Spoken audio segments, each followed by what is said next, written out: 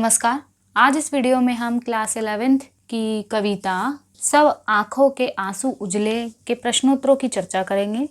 ये जो वीडियो है ये मैं कुछ छात्रों की रिक्वेस्ट के आधार पर बना रही हूँ, क्योंकि इससे पहले मैंने इस कविता के ऊपर एक समरी पाठ का सार कविता का सार प्रस्तुत किया है, जिसमें मैं क्वेश्चन आंसर डिस्कस नहीं कर पाई हूँ। लेकिन इस वीडियो में मैं क्वेश्चन आंसर डिस्कस करूंगी। प्रश्नोत्तरों की ओर बढ़ने से पहले सबसे पहले मैं आपसे ये कहना चाहूँगी कि वीडियो अच्छा लगे तो लाइक ज़रूर कीजिए, कमेंट ज़रूर दीजिए, साथ ही साथ वीडियो को अपने दोस्तों के साथ शेयर करना बिल्कुल भी ना भूलिए।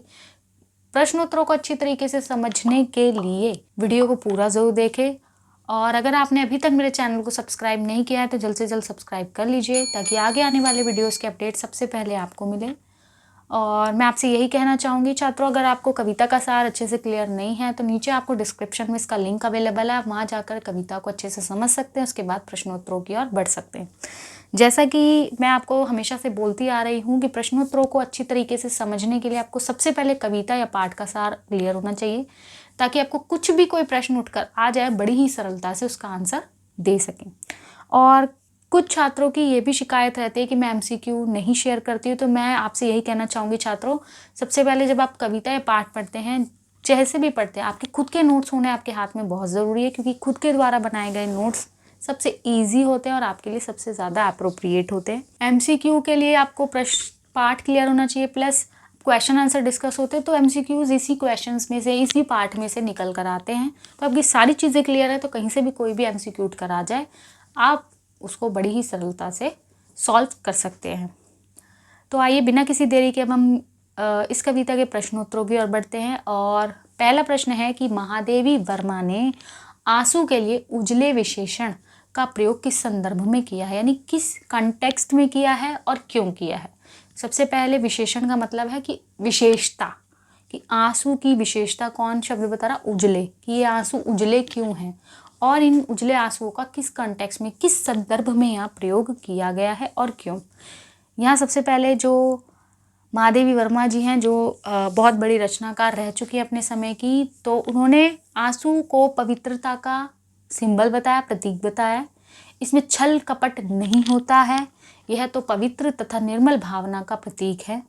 सभी की कल्पनाओं में चूंकि सत्य पलता है, अतः ये निराधार नहीं होते, यानी सभी की जो कल्पनाएं हैं, इमेजिनेशन है, उसमें सत्य होता है। सब कुछ ना कुछ इमेजिन करते हैं और उसमें उनकी सच्चाई होती है और इनका आधार होता है, ये निराधार बिल्कुल भी नहीं होते। यानी आंसुओं का आना एक प्योरिटी का प्रतीक है। अगर आपकी आंखों से आंसू निकले तो कुछ ना कुछ हुआ है जिसकी वजह से आप रोए हो, तो ये कोई वेस्ट में नहीं आते हैं, कोई निराधार नहीं होते, इनका आधार होता है जिसकी वजह से आंखों में आंसू आते हैं। प्रश्न 9 की ओर बढ़ते हैं।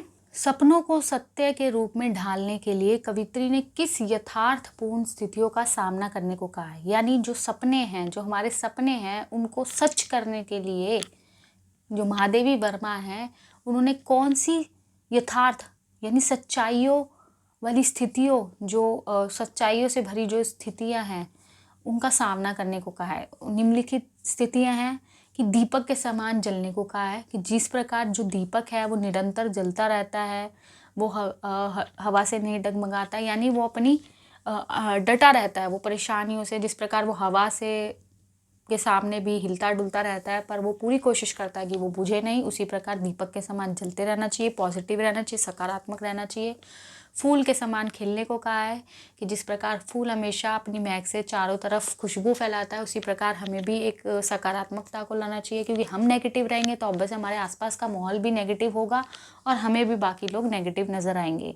कठोर स्वभाव के अंदर भी करुणा की भावना को रखना है, यानी आप बहुत स्ट्रिक्ट हैं, बहुत ज़्यादा आपका नेचर स्ट्रिक्ट भरा है, तो आपको अपने अंदर कहीं ना कहीं कोई दया की भावना, यानी बहुत सॉफ्ट एक कॉर्नर भी अपने अंदर रखना है। जीवन में सत्य की झलक को दिखाकर और आपके जीवन में जो सच है उसको दूसरों के सामने प्रेजेंट करना है, हर व्यक्ति के अंदर व्याप्त सच्चाई को जानकर, और हर व्यक्ति के अंदर क्या सच्चाई छिपी हुई है उसको जानकर। ये नहीं उससे पहले उसके ऊपर रिएक्ट कर दो कि उसने हमारे साथ क्या किया है, तो आप एक्शन का रिएक्शन दे दो, ठीक है। तो हमें पहले जानना है। प्रश्न 10 है कि नीलम मरकत के संपुट दो। नीलम और मरकत, यहाँ दो धातुओं की बात की गई है जिनके मिश्रण से एक नए मोती का निर्माण होता है, जिनमें बनता जीवन मोती और जिसमें जीवन का निर्माण होता है। तो हमें इस पंक्ति को, इसमें नीलम मरकत और जीवन मोती के अर्थ कविता के संदर्भ में क्या है, हमें ये बताने कि नीलम मरकत को कविता के संदर्भ में जन्म और मरण के रूप में लिया गया है।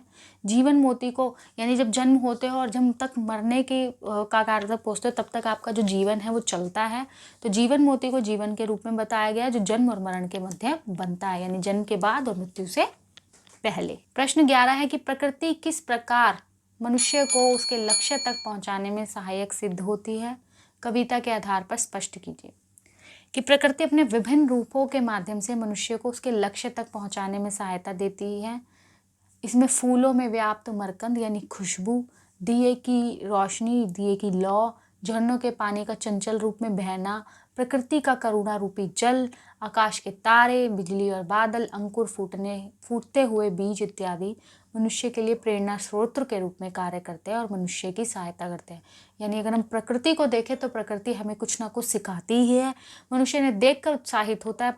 होता नहीं है कि आपके साथ भी कुछ नेगेटिव हो रहा हो या बहुत ज़्यादा आप फ्रस्ट्रेट हो गए हो या कहीं घूमने जाना हो तो आप ज़्यादातर प्रेफर करोगे किसी नेचर वाली जगह पे, जहाँ आपको नेचर ही नेचर, प्रकृति के ही दर्शन हो। तो प्रकृति में रहकर मनुष्य अपने आप को बहुत ज़्यादा रिलैक्स फील करता है, तो इसलिए मनुष्य इन्हें देखकर उत्साहित होता है और आगे निडरतापूर्वक बढ़ता है। अगला प्रश्न है, निम्नलिखित पंक्तियों का भाव स्पष्ट करना है, यानी उनका भावार्थ बताना है कि एक्चुअल में इन पंक्तियों का मतलब क्या है।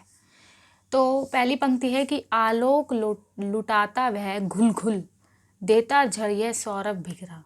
यानी यहाँ पे बात की जा रही है कि दीपक स्वयं जलकर संसार में प्रकाश फैलाता है, यानी वो खुद जल रहा होता है, खुद अपने अंदर इतना दर्द सह रहा होता है तथा वो संसार में प्रकाश फैलाता है, तथा फूल खिलकर अपनी सुगंध फैलाता है। जो फूल है वो खिलकर चारों तरफ सुगंध फैलाता है, यानी दोनों पॉजिटिविटी दे रहे हैं, दोनों हमें एक मैसेज दे रहे हैं।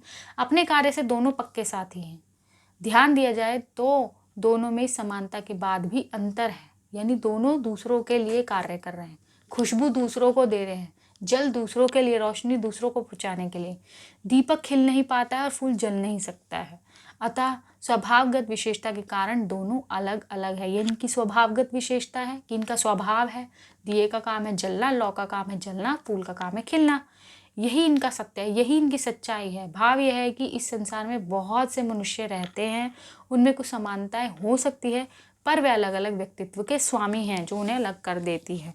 यानी बहुत से लोगों की जो व्यक्तित्व है बहुत से लोगों का सेम होता है, लेकिन सबकी अपनी एक इंडिविजुअलिटी है, सबकी अपनी अपनी एक व्यक्तित्व की पहचान है। अगला है, नभ तारक सा खंडित पुलकित, यह सुरधारा को चूम रहा, वह अंगारों का मधु रस पी, केशर किरणों सा झूम रहा, अनमोल बना रहने को कब टूटा, कंचन हीरक पिघला।